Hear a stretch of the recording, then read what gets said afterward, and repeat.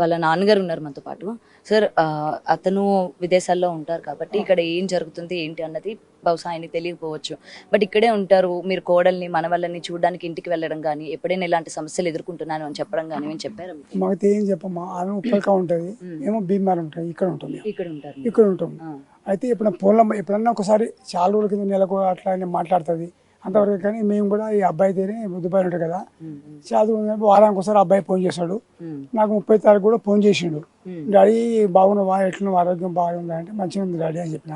నీ ఇలా పుట్టినరోజు బిడ్డ అనేది నేను మర్చిపోయిన చేద్దామని, ఎట్లా ఆయన హ్యాపీ బర్త్డే అని చెప్పి నేను కొంచెం కామ్గా ఊకొని టిఫిన్ చేద్దాం పోయినా.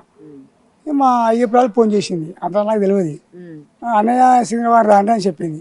సింగవారం ఎందుకమ్మా అంటే ఇట్లా మీ కూడా చచ్చిపోయింది, బర్త్డే రోజే సార్, మీ కూడా చచ్చిపోయింది, నైట్ చచ్చిపోయినట్టుంది.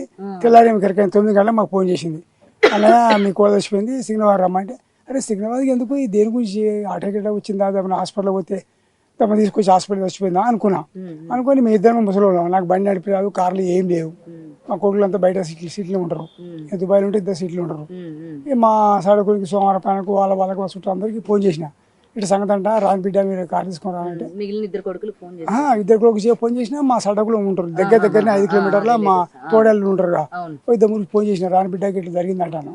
వాళ్ళు వచ్చి ఇంటికి వచ్చారు, వాళ్ళు కార్ తీసుకొచ్చారు. మా చిన్న అబ్బాయి ఉంటాడు ఉప్పల, ఆయన కూడా కారు పంపించాడు వాడికి. డాడీ మీరు రాండి, రింగ్ రోడ్ గారు రాండి అని చెప్పిండు. మాకు అంతవరకు ఏం తెలియదు. తర్వాత ఒక అర్ధ గంటకు ముగ్గురు వచ్చిపోయింది తెలుసు. అంత అప్పటిదాకా మేము ఇట్లా రైతుని కూడా తెలియదు మాకు.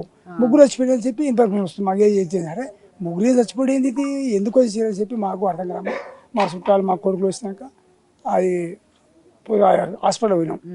హాస్పిటల్ పోయే వరకు కొంచెం మేము ఇక్కడ లేట్ అయింది కదా, హాస్పిటల్ పోయినాం.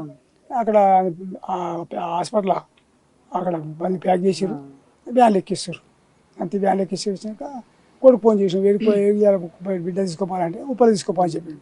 ఆయన సొంతం ఇష్టం కట్టుకుని వెళ్ళు, అటు తీసుకుపోయి నేను కూడా వస్తున్నా ఎయిర్పోర్ట్స్కు దుబాయ్కి వెళ్ళి, ఇక టికెట్ దొరకలేదు, దొరకంగా వస్తున్నా వాడు తీసుకోపోన్నాడు.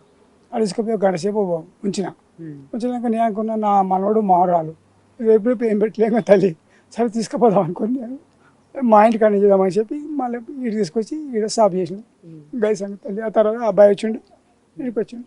మీరు కూడా చివరిసారి మనవరితో మాట్లాడారు చాలా. ఒక సంక్రాంతి పండుగప్పుడు రమ్మని చెప్పి మా కోడలు ఫోన్ చేసింది. మా మేము ఇద్దరే ముసలు ఉండరుగా, రాంటి పండగ అంటే అమ్మ చాలా కాదు, మేము ఏడిపోతాం, బాత్రూమ్ పోతే బాగాలేవు, మేము పడతాం తల్లి రామని చెప్పినాము. అంతమందికి ఒక 10 రోజుల ముందు ఫంక్షన్ అయింది. ఫంక్షన్ అయితే మా కోడలు ఎట్లా పోతుంది మా అమ్మాయి అంటే మాకేం లేదమ్మా అంటే భీమ ఉప్పలు రాని తీసుకుపోతే కార్లు ఉప్పలు పోయినాం. మా ఇద్దరిని తీసుకుంది, వాళ్ళ అమ్మని మా భార్యని నలుగురం ఆ ఫంక్షన్ పోయినాం. నైట్ వచ్చినాం, 5 వండుకున్నాం, తెల్లారేసి మళ్ళీ భీమాకి వచ్చేసాం. గంట నెల కిందనే మాతో మాట. అప్పటి నుంచి పిల్లలు మాట్లాడలే, తల్లి మాట్లాడలే, ఎవరు మాట్లాడలేదు. గంతే మాకు తెలుసు. సో లాస్ట్ టైం అంటే సార్ తో కూడా ఫోన్ 30 తారీఖు అంటే సార్ బర్త్డే రోజు కూడా ఫోన్ కలవలేదు అని చెప్తూ ఉన్నారు. ఎవరు మరి అంటే మీతో కూడా మాతో అబ్బాయి మాట్లాడిండు, బర్త్డే అని నేను చెప్పిన, హ్యాపీ బర్త్డే బిడ్డ అన్న. ఈయన ఫోన్ పెట్టేసాడు, నాకు ఇన్ఫర్మేషన్ వచ్చింది. మళ్ళీ ఎమ్మడి ఈయన నాకు ఫోన్ చేసాడు, డాడీ ఇట్లా అంత అయిపోయింది అన్నాడు. అరే ఏమైపోయింది? మీరు అమ్మాయి వాళ్ళ అమ్మగారితో మాట్లాడారా? ఎందుకంటే వాళ్ళిద్దరు కలిసే ఉంటున్నారట కదా, ఇంట్లోనే కలిసి ఉంటున్నారట కదా, మరి ఇంట్లో ఆవిడ మా కోడలు తల్లి వాళ్ళిద్దరు అబ్బాయి లేడుగా అమ్మ, బిడ్డను చూసుకో, ఇద్దరు పిల్లలు హాస్టల్ ఉంటారు. పెద్ద పిల్లలు అక్కడ పట్టచెరికి ఉంటుంది అమ్మాయి, అబ్బాయి మేడిపల్లికి ఉంటారు. ఇక తల్లి పిల్లలు ఉన్నారు కదా అమ్మ, వాళ్ళే కదా అని మంచిగా ఇప్పటికైతే ప్రశాంతంగా ఉంటారు. మాకు ఎలాంటి విషయం వాళ్ళు చెప్పలే, ఏమో ఎవ్వరు చెప్పలే. మాకు మంచిగా ఆయనకు బతుకుని ఎన్నో దగ్గర బతుకుని మనం బతుకుని వెళ్ళాలనుకున్నాం. అంతే అటువంటి అయిపోయింది. ఏం జరిగింది ఏమో మాకైతే తెలియదు. వాళ్ళ అమ్మ కూడా ఏం చెప్పలేదా? ఆమె కూడా ఇంకా మేము అడిగినాము ఎందుకు ఏ సంగతి అంటే మాకేం తెలియదు అన్నయ్య, డ్యూటీకి వెళ్ళిపోతాను పోయింది, డ్యూటీకి పోతుంటే ఎందుకమ్మా ఇప్పుడు పోతున్నాం అంటే నాకు మీటింగ్ ఉందని చెప్పింది, కారు తీసుకుపోయింది డాడీ మామయ్య అన్నయ్య. గంతే నాకు తెలుసు. తెల్లారి పోలీసులు ఫోన్ చేస్తే మేము తెలుసు నాకు విషయం. మీతో పాటు ఆమెకే అప్పుడే తెలిసింది, ఆమెనే మాకు చేసింది. ఆమెనే మీకు 9 గంటలకు మాకు చేసింది రాండి అని. ఆమె అడ్రస్ అది ఉండొచ్చు ఉప్పలకాడ, మేము భీమాలు ఉంటాం కమ్మా. వాళ్ళు పోలీసు వాళ్ళు వాళ్ళ అమ్మ చేసినట్టు, వాళ్ళ అమ్మ మాకు చేసింది. మేము చేస్తే మేము మా సైడ్ అందరం కలిసి మేము అడిగినాం. ఎటువంటి గొడవలు కానీ మీతో మాకేం చెప్పలే, కోడలు చెప్పలే, కొడుకు చెప్పలే. ఆయన కొడుకుతో మాట్లాడినా అప్పుడే ఒక మాట్లాడినాక 2 నిమిషాలకే ఎంబడే మా కొడుకు చెప్తున్నాడు ఇట్లా అయింది డాడీ. గంతి అమ్మ మాకు ఏం తెలియదు. వాళ్ళు నిమ్మలంగా ఉండగా బతికిన అనుకున్నాం మేము, అంతేకాని ఆ ఎట్లా చచ్చిపోయింది, ఏమైంది, ఏం జరిగింది మాకైతే ఎలాంటి విషయం తెలియదు. ఇక మేము ఇక్కడ ఉంటాము, వాళ్ళు అక్కడ ఉంటారు. మాకైతే ఏం చెప్పాలి ఆమె. సార్ ఇప్పుడే ఒక అంటే 13th మీ బర్త్డే అని కూడా అన్నారు. మరి వీళ్ళ బర్త్డేకి విష్ చేయలేదా మేడం? అంటే ముందు రోజు నైట్ విష్ చేయడం కానీ. నా బర్త్డే 31st. 31st. అమ్మాయి 30 రోజు నైట్ చనిపోయింది కదా.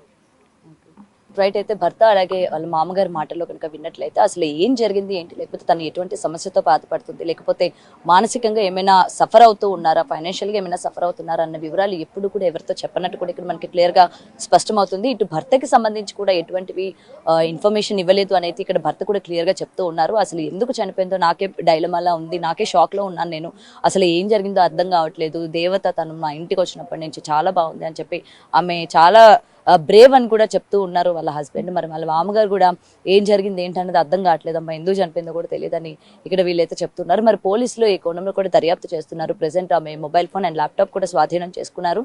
లాస్ట్కి సంబంధించి ఆమె టీమ్ లీడ్గా ఉన్నప్పుడు, అంటే కంపెనీకి సంబంధించి ఎవరైతే ఎంప్లాయీస్ ఉన్నారో వాళ్ళ దగ్గర నుంచి మెసేజెస్ రావడం జరిగింది. మరి ఆ మెసేజెస్కి సంబంధించి కూడా అటు ఎంప్లాయీస్ని కూడా ఇంట్రోగేట్ చేసినట్టు తెలుస్తోంది. సో వాళ్ళు లేట్గా వస్తే మేడంకి మేము సారీ చెప్తూ ఉంటాము, నెక్స్ట్ టైం ఇలా లేట్ అవ్వదు అని చెప్పి పోలీసుల ఇన్వెస్టిగేషన్లో వాళ్ళు చెప్పినట్టు కూడా ఇక్కడ మనకి క్లియర్గా కనిపిస్తుంది. మరి చూడాలి అసలు నిజమైన కారణాలు ఏంటి, అసలు ఎందుకు చనిపోవాల్సి వచ్చింది, అండ్ మరి కొంతమందిని కూడా విచారణ చేస్తున్నట్టు కూడా తెలుస్తుంది. కెమెరామెన్ పరశురామ్తో గౌతమి రిపోర్టింగ్, హైదరాబాద్.